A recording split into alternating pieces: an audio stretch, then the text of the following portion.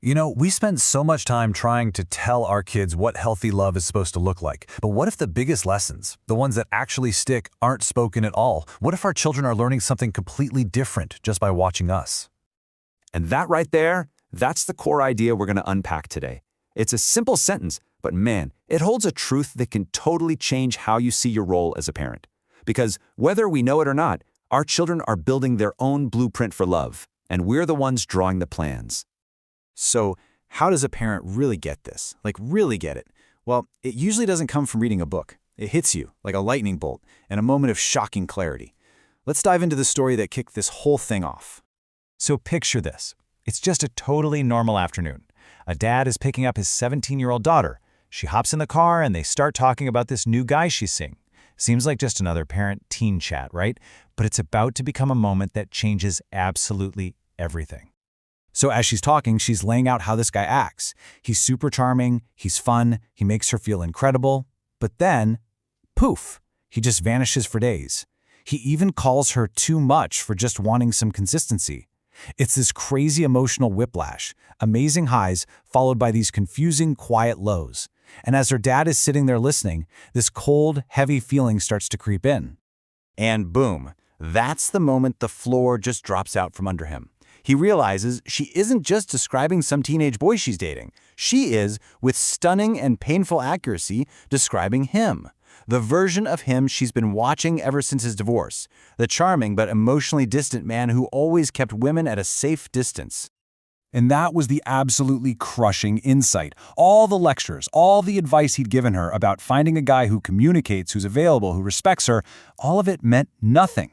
Why? Because she wasn't listening to his words, she was absorbing his actions. She was following the blueprint he had been drawing for her day in and day out. So, this brings us to this huge idea of the love blueprint. Think of it as this subconscious map our kids are creating for their own relationships. And the kicker is, it's built entirely on what they see us do, not on what we tell them to do. Just look at this contrast. It's so stark. On the left, you've got all the perfect, well-meaning advice, stuff we all say. But on the right, you have the reality of the behavior being modeled. So let me ask you, which of these two columns do you think a kid is actually learning from? Let's just define this so we're all on the same page. The love blueprint isn't something your kid consciously decides to make. No. It's an absorbed reality. It's the set of rules about love, about conflict, about intimacy that a child pieces together from thousands and thousands of little observations of their parents' lives. And this is the curriculum he was unintentionally teaching.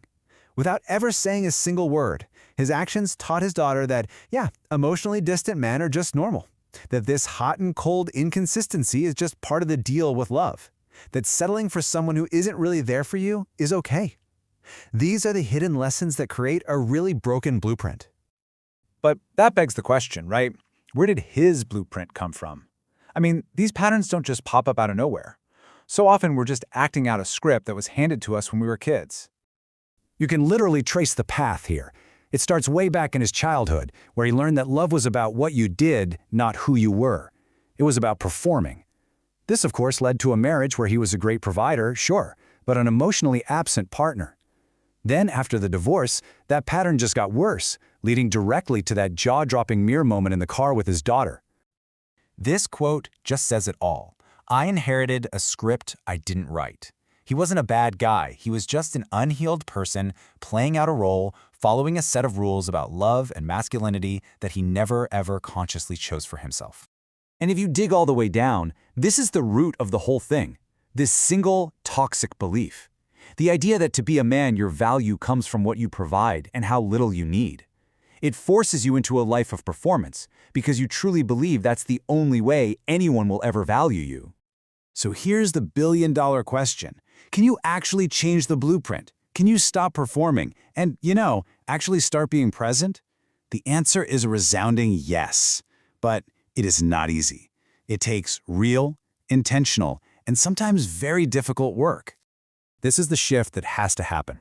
It's moving from performance to presence. It's about dropping the role, the provider, the protector, whatever it is, and just showing up as a whole person.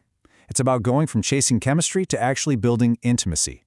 And ultimately, it's the difference between just wanting to be wanted and having the guts to actually be known.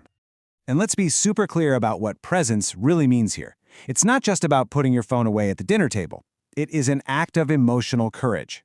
It's the choice to stay in the room and to stay with your own feelings when things get hard or awkward, instead of doing what's easy, running away, trying to fix it, or just shutting down completely.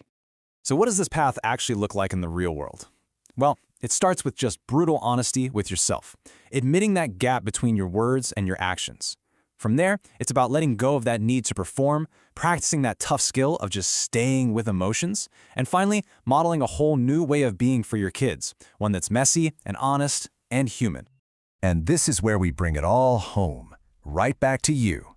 Because this isn't just one dad's story. It's really a question about the legacy that every single one of us is building, right now, today. And that's why this matters so much. Doing this work, changing your own blueprint, it's not a selfish thing. It is maybe the greatest gift you can give to the next generation. Your healing creates a ripple effect.